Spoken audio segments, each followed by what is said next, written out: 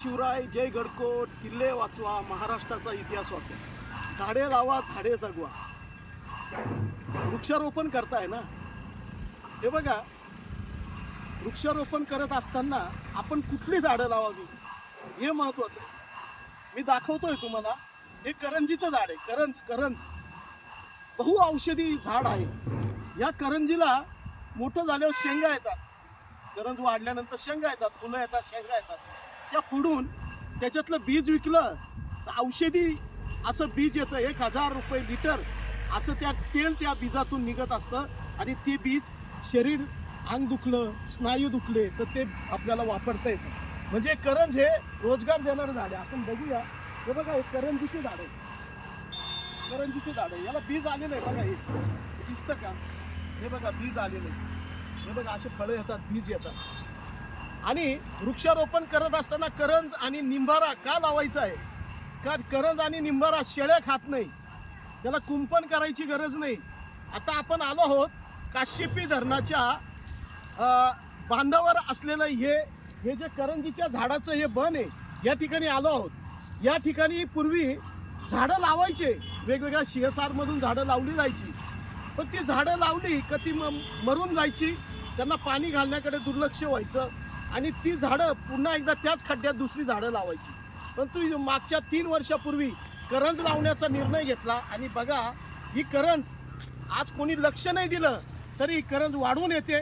आणि हे करंज बहु औषधी आणि भारतीय प्रजातीचं झाड असल्यामुळं जास्तीत जास्त निंबारा आणि करंज लावण्याचं काम तुम्ही ह्या पावसाळ्यामध्ये निश्चित करा.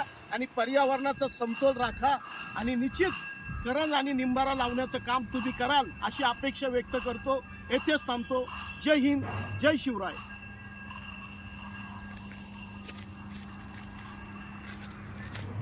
तुमचं घेऊ कशी वाटतं?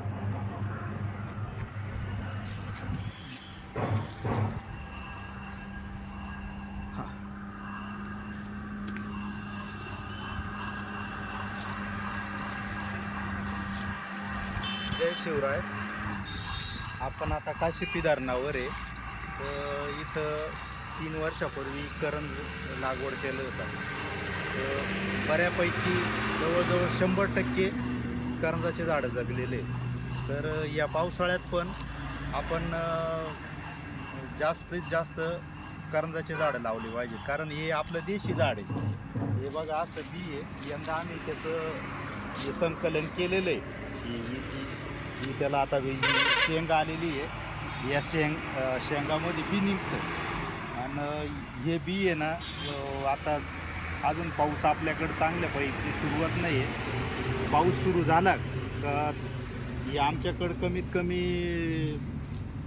2000च्या वर बी आहे. तर याला आम्हाला रामशेज आणि दरे माता क्षेत्रामध्ये यंदाही चांगल्या म्हणजे पाऊस सुरू झाल्यावर याची लागवड आम्हाला करायची.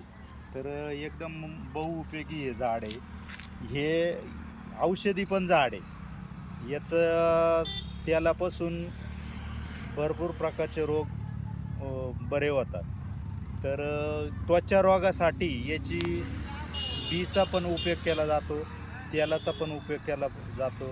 आणि हे त्या भागातील लोकांना रोजगार मिळवून देणारं सुद्धा झाड आहे. कारण याचं बी कमीत कमी 25 ते 30 रुपये किलो आहे आता बाजारामध्ये. आणि याचं तेल तर सरांनी सांगितलंच किती महाग विकतं. तर असं म्हणजे आपले देशी झाडं आहे ना, याचे जरूर लागले पाहिजेत.